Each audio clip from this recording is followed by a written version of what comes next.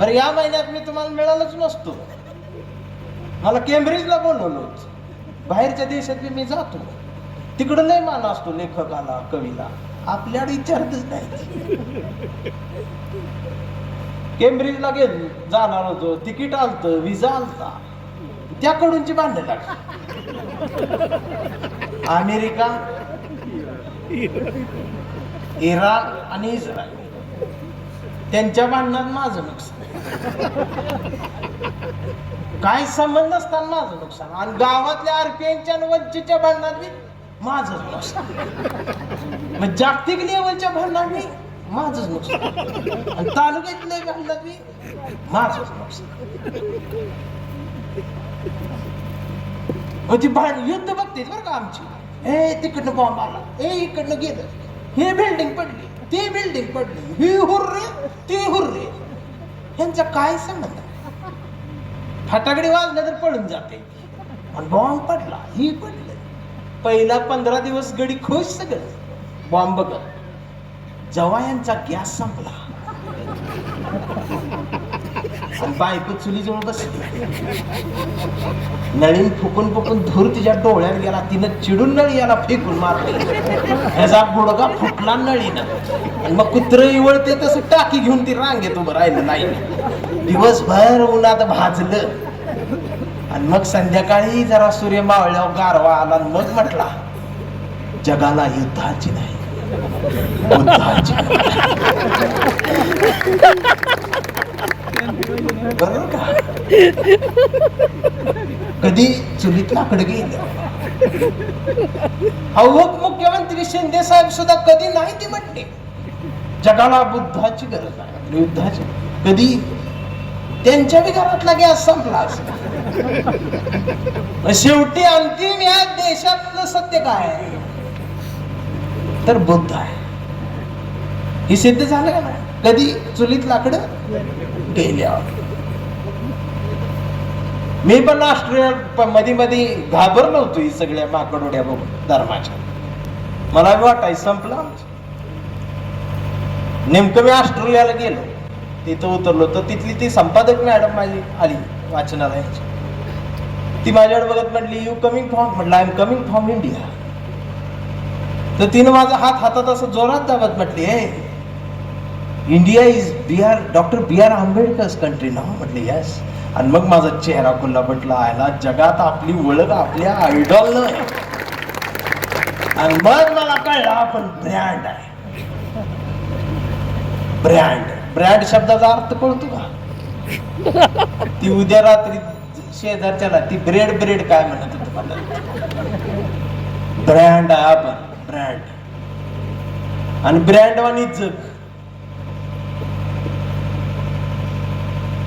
ते जयंती जवळ आली म्हणजे पुंगळी काढते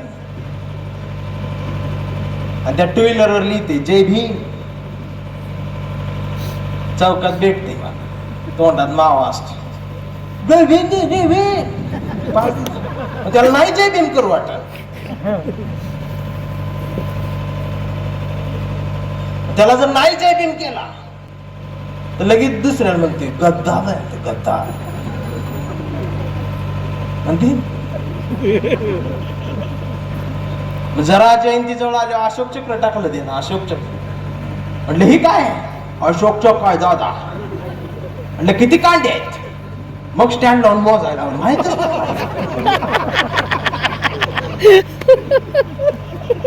आणि मग मला संध्याकाळी कळलं 2 हप्ते राहिल्यात गाडीच. फायनान्स वाला शोधतोय त्याला, म्हणून रात्रीचा 11, 11:30 नंतर गल्लीत येते. आणि हसलं बोलले मला मार. ते ब्रँड आहे ना आपण.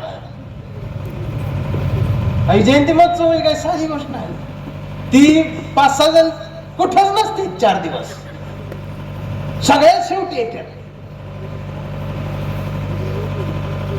अध्यक्ष कुठं, उपाध्यक्ष कुठं, खजिनदार कुठं, हिशोब द्या. अरे 4 दिवस कुठं होता? तुला काय करतो हिशोब? ते हिशोब घ्यायला जन्माला.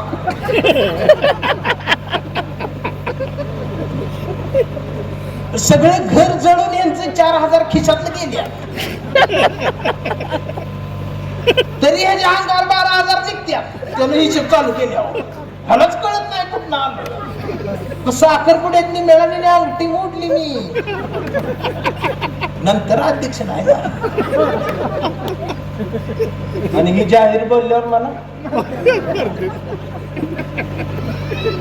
बरं तुमची माझी भेट झाली, ह्यांना काय वाटेल त्यानंच त्याला सांगितलं. ही नाही राशींच्या अध्यक्षाची अवस्था, ही सगळ्या अध्यक्षांची अवस्था आहे. आणि त्यातनं मी बी गेलेलो आहे. आमच्या बायका तर काय साधे व्याख्यानाला काही सगळ्या नाही आल्या, ठराविक आल्या. बाकीच्या आता त्या ह्याला येतील बा जेवायला बाका, त्यावेळेला नुसती जेवताना दिसली की विचारायचं, अगं व्याख्यानाला नव्हतीस? नव्हती. तो आयुष्यात नव्हतीस. मासा एवढा भात खाती अशी जोरात. आम्ही म्हणते मावशी जरा हळू, आम्ही वर्गणी देतोय.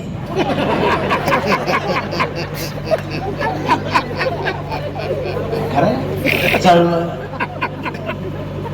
खाऊन अजून कॅरी बॅग मध्ये घेऊन जाणार, पातीला जवळच थांबते अशी, भात काढून दालच्या घेते अशी. आम्ही म्हणते अहो वहिनी राहिल्यात ना, आम्ही वर्गणी देतोय.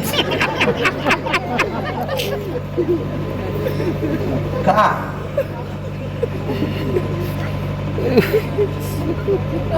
जी शिकलेली आहे ती तिकडे येतच नाही, ती आम्हाला शूद्र म्हणते. बाद आहे आमचा समाज असं ते म्हणते. अरे कडू इथे जन्माला, मग ती एवढं काय असं वागते ती शुद्ध. गळ्यात निळं चालूच घालायचं बाकी नमबद्धाय जगे ते पॅन्थरच नाही. ती 300 रुपयाला प्राचार्य ती सेम.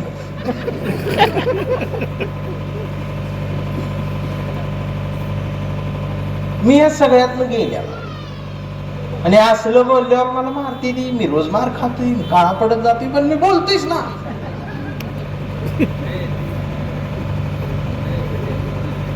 परत ते अजून म्हणणार आम्ही वर्गणी, काय करायचं. साधी गोष्ट नाही. हे आपलं झालं बरं, ही आपल्या एकाच जाती समाजाच आहे ना, सगळीकडे त्यात असते ती 4-5 अशी काय कुठले व्याख्यान कशाला पाहिजे बरं, एक बास होत, 2 कशाला पाहिजे. म्हणजे आज ह्याला सण करा, उद्या त्याला सण करा. कोणी सांगितले नाचायच का, लाईटीच का पाहिजे त्या, हे जयंती अशीच का तशीच, असली कडुले असते. आडवला तसं आमच्या गावात एक होत, तू कान माझा दोस्त होतो, काय आडवं लावायचं. ही अशीच का कविता लिहिलीस, तू असंच का बोललास, ही भिंत सरळच का आहे, डोंगर असा काय. असं आडवं लावायचं, नेमकं त्याचं नाव विकास होत. आणि नावाला साजे असं ती वागत होत.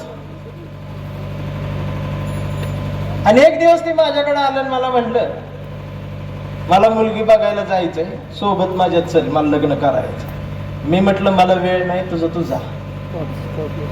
तर तो म्हटला तूच पाहिजेस. म्हटलं मी का.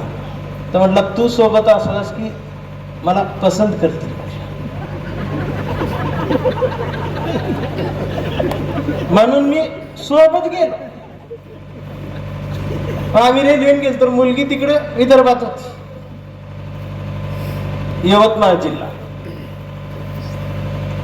रेल्वे खानदेशातनं पलीकडे घुसली, सगळा विदर्भ सुरू झाला. आणि ते खिडकीत बसलो आणि अचानक खिडकीतून त्याला कापूस दिसायला. सगळा विदर्भात कापूस, आम्ही आजपर्यंत ऊसच बघितलेला. आणि पहिल्यांदाच त्याने एवढा कापूस बघितला आणि त्याच्या डोक्यात आलंच. माझ्या जवळ येऊन म्हटला एवढ्या कापसाच काय करायचं. मी म्हटलं आपल्याला काय करायचंय तुझं. पण ती सारखंच विचारायला लागलं. ती खिडकीतनं बघितली कापूस दिसायची, माझ्याकडे कापसाच काय करायचं. मी म्हटलं तुला काय करायचं चल ना. आम्ही त्या मुलीच्या दारात आलो तर नेमकं त्या मुलीच्या वडिलांनी पण सगळा कापूस रानातला काढून दारात आणून ठेवला. पायातली चप्पल काढताना ही कापसाड बघत मला म्हटलंच, एवढ्या कापसाच काय करा. म्हटलं तुला काय करायचं चल ना म्हणलं आत. आम्ही मुलगी बघायला बसलो, मुलगी समोर बसली. मुलीचा वडील आम्हाला वाटला. मुलीला काही विचारायचं असेल तर विचारा. तर यानं चौकटीतून बाहेर वाकून बघितलं. ती जाऊ दे म्हटला, एवढ्या कापसाच काय करायचं ती आधी सांगा. मग त्यांच्या लक्षात आलं याची रेंज गेल्या. आम्हाला हाकलून दिलं. आम्ही गावाकडे आलो. घरच्यांनी विचारलं, अरे विकास मुलगी कशी वाटली. बरं मुलीचं नाव क्रांती होत. मग माझ्या लक्षात आलं क्रांतीचं निकासाच नाही जमायचं. विकास मुलगी कशी वाटली. आई ते जाऊ दे, कापसाच काय करायचं पण ती जोरात वरडली. आणि रात्रभर तसंच वरडायला लागलं. त्याला ताप आला, कापसाच काय करायचं कापसाच काय. आणि ती वरडल्यामुळे त्याच्या मेंदूची नस एक चॉकअप झाली आणि ती येड झाली. दवाखाना झाला, काय झालं त्याला काही शान झालं नाही. त्याची दाढी वाढली, केस वाढली, ते गावभर हिंडायला लागला. ज्याला दिसल त्याला विचारायला, कापसाच काय करायचं कापसाच काय करायचं कापसाच काय करायचं. सगळी पोरं चिडवायची. आमच्या गावातला हॉटेलवाला त्याला राहिलेली भजी खायला द्यायचा. ती रोज झाडाखाली बसून भजी खायची संध्याकाळची. परवा असंच त्याला भजी खायला दिलं. ते भजी खात बसलो पेपर मधलं. त्यानं शेवटचा भजी तोंडात टाकला. त्या पेपरातल्या मिरच्या झाडल्या आणि त्या पेपरात बातमी होती त्या दिवशी, कापूस जळून राख झाला. आणि ती जोरात वरडली. जाळायला ठेवला होता कापूस म्हटला. आणि ती जोरात वरडल्यामुळे तिची जी नस चॉकअप झाली ती सुटली, रक्त प्रवाह नीट झाला आणि ती शाण झाली. आता जी कुणाला वाटत असते व्याख्यानच का, जयंती अशीच का, तर तुला जाळायचं आहे तू बस. समाजाला त्याची गरज आहे. आणि असं बोलले की मला मार. बसा खाली खाली, कापसाच्या यादीत नका जा. ती म्हणत असली आपल्याला लय बोलायला इथलं बघून निघा मार काय आहे. बघ मी खरं सांगू का, तुम्ही चळवळीत या असं मी तुम्हाला म्हणणार की नाही. कारण तुमची अवस्था बघून असं म्हणावंच वाटतं की तुम्ही येऊच नका. तुम्ही चळवळीत न येणं हीच एक मोठी चळवळ आहे, होय का ना. तुमच्या येण्यानं न येण्यानं काय फरक पडणार नाही. चळवळ काल पण होती, चळवळ आज पण आहे, चळवळ उद्या पण असणार आहे.